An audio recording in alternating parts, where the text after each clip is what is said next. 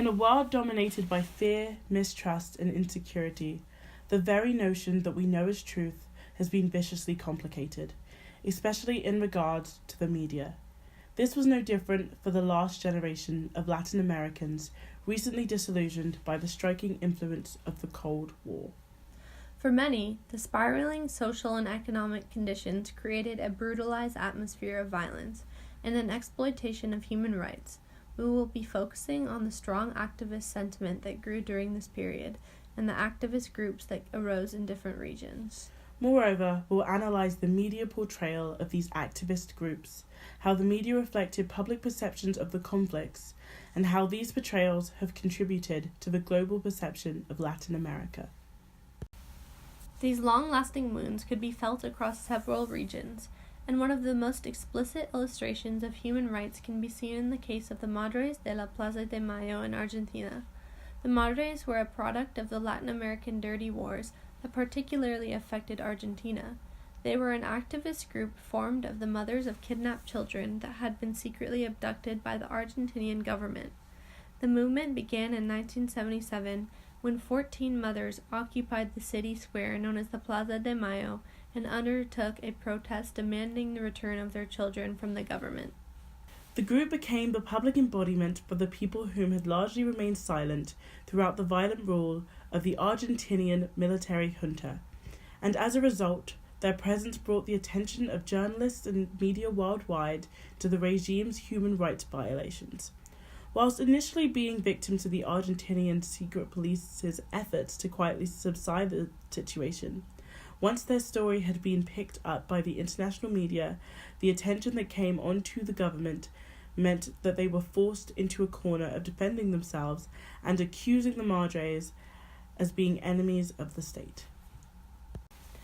It was only through this newfound global attention that the Argentine military regime was able to be pressured and eventually ousted in 1983 with the help of America revoking its military support. It was also one of the first times in post-colonial Latin America that what had started out as a local activist group was able to bring about major political change in the country with the help of international media. This was undoubtedly due to the external pressure that had grown against the military regime on the part of America and the variety of non-governmental organizations that had actively taken up the Madres cause. The Madres de la Plaza de Mayo had created a global dialogue that had been accelerated with the use of international media. The group of Madres knew what they had come to embody and the influence they had gained when they organized a tour of the United States in 1981, appealing directly to Ronald Reagan. Despite their eventual success, the Madres campaign faced considerable criticism before gaining international support. Standing up against the military regime meant risking being called a terrorist, and popular newspapers didn't refrain from openly calling the Madres dangerous. It took time and pressure for the newspapers to begin taking an unaligned stance with the regime, as they were mostly complicit at first. The media has the power to give a voice to the voiceless, and there is no greater example of this than the No campaign. The advertising campaign led to a historic plebiscite vote, leading to the end of dictator Augusto Pinochet's 16-and-a-half-year rule over Chile. Pinochet was responsible for killing and abducting millions of people. For many middle and upper-class people, however, Pinochet was seen as the person responsible for the successful overturn of the economy. Pinochet was pegged to win the plebiscite, with many thinking that the election was a sham, so that Pinochet would look legitimate enough on the world stage. As a result, many were disillusioned, believing that no one would vote against Pinochet. The advertising campaign showed differently. Whilst the Yes campaign brandished the No campaign as uncertain, costly, and irresponsible, the No campaign just juxtaposed this with peace and as something which will bring a restoration to normality.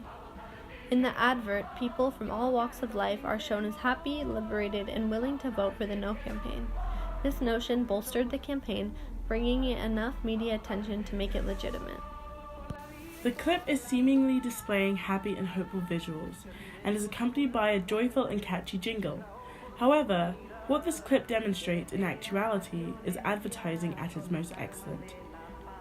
The movement was eventually internationalized by Sting, an English musician who released a song and music video for his own song, They Dance Alone. The song depicts mourning Chilean women dancing their national dance, the cueca, without partners, with the space representing those who were taken away from them. The song, recorded in both English and Spanish, gained international recognition, placing a greater spotlight on Chile and in turn Latin America. By looking at the logo for the No campaign, it is easy to see how the way movements are portrayed in the media can affect global perception. This very notion is reinforced by the colourful rainbow background. Rainbows signify the calm after the storm. In this case, the storm is Augusto Pinochet. It is important to note how simplified storms and rainbows are, and which people have the power to draw upon these symbols to demonstrate their plight. The fact that the movement was not tainted with the same Cold War rhetoric as other movements was incredibly beneficial to the movement. Furthermore, the plebiscite was encouraged by Ronald Reagan, making it harder for Pinochet to cheat. It is also important to note that Chile was not all rainbows and dancing, though the advertisers wanted to depict it that way. In many ways, the advert is a gross simplification of Chile, as it would have been detrimental to the movement to show the harsh realities of the disappeared. Similarly, it would have been naive to associate the No campaign just with these videos, as many things were done behind the scenes, including the education and voter registration to ensure the turnout of the plebiscite. What is most important to note is that in this case, the media is choosing not just whose truth is worth telling, but whose truth should be immortalized.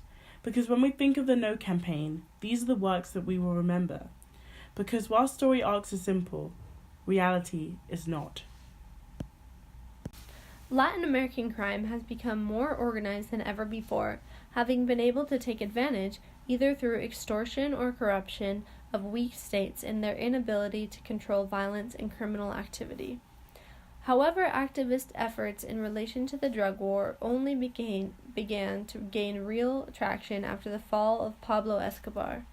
Drug war activism was a relatively new group in comparison to the activist groups that stood up to the political leaders or military regimes from the 1970s. This was mostly due to the fact that figures such as Escobar and later Guzman presented themselves as being for the people and taking from the corrupt government. The drug trade itself had taken off in the 1970s in cities like Medellin, Colombia, Santiago, Chile, and Culiacan, Mexico, with figures such as Pablo Escobar and the Cali cartel running billion-dollar worldwide drug empires from within the hub of Latin America. It was from the 1980s and early 90s, however, that America began to shift its focus on combating the drug wars, declaring that they would no longer financially support any government that did not take an active, militarized role in combating the drug epidemic within their countries.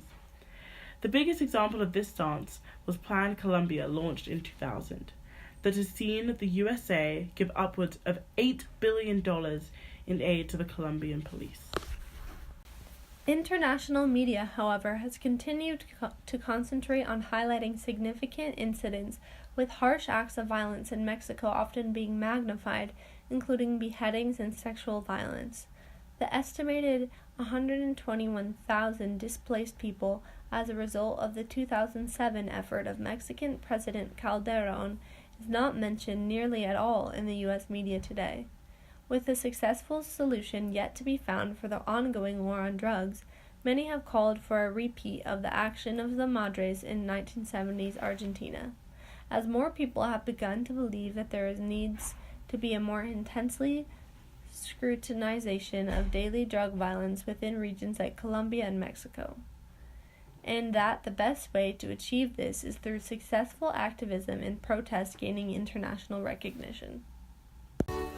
Every news article, every advert, and every tweet has a motive. They contrive a narrative where there are protagonists and antagonists. But it is important to realize that every story is from a perspective. This might not necessarily mean that these stories are untrue, but it does mean that they are powerful.